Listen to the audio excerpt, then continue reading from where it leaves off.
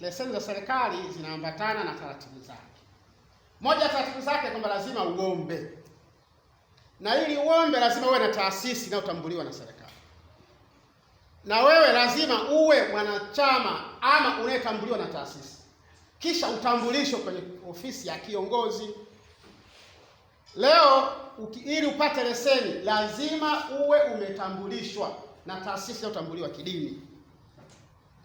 Sawa? Hiyo taasisi ikudhamini, ikuombee nini? Leseni serikalini. Taasisi inachukua dhamana. Mojawapo ya haki ya taasisi ni kukufutia leseni yako pale utakapokuwa umekwenda kinyume. Mfano katika hili tukasema baraza ndio taasisi yenye mtandao mkubwa Tanzania. Watu ambao wanatambuliwa na baraza ndio watapaswa kuomba leseni baraza. Hutambuliwi na baraza, hutosimamia ndoa, kwa sababu itakayochafuka ni nini? Baraza. Tumefahamiana kwa uzuri eh? Kwa hiyo kule unapotoka kwenye mtaa wako, yupo kiongozi wa baraza anayekujua, una kitambulisho ama msikiti wako umesajiliwa au madrasa yako inatambuliwa. Tunakupata wapi ukilikoroga? Hawa ndio wana sifa ya kuomba leseni baraza, ama kwenye taasisi yake nyingine atakaye ikubali yeye, akulazimishi. Lakini sisi tunaamini baraza ina mtandao kubwa, kwa sababu hata ngazi ya mtaa, kijiji tupo. Kwanza namshukuru Mufti,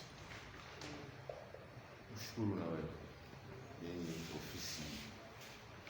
Hakuna kitu kimetusumbua sisi kama ambavyo umeeleza. Waliofunga ndoa wote ni vishoka, ni mjini, hasa mjini ni balaa. Lakini kutokuwepo na vitu kama hivi, tumepoteza mali nyingi ya baraza. Mali nyingi ya baraza. Hakuna mfumo. Leo tunapokea mfumo halali mzuri kutoka ofisini. Sasa mimi niombe kupitia ofisi yangu ya mkoa tuwe tuna mfumo wa kutoka wa kutiririka kama ulivyo. Vishoka watakufa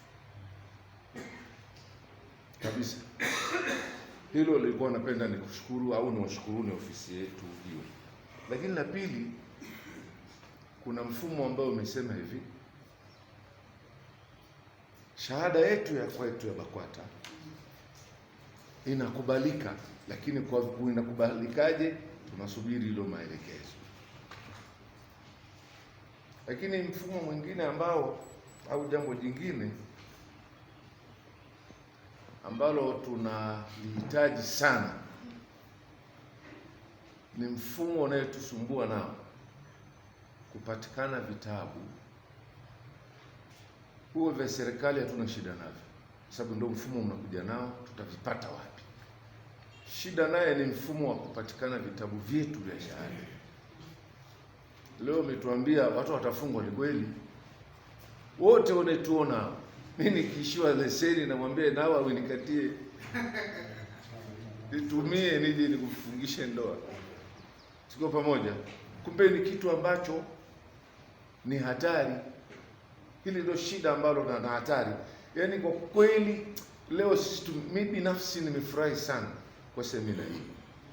Tunaisubiri semina ya hao vishoka ambao wamesema walimu wa madrasa na maimamu. Ila nitacho kuomba labda utatupa mfumo. Mimi na misikiti mingi sana Singida hii. Tukiamua kuja kufanya semina siku moja ni ngumu.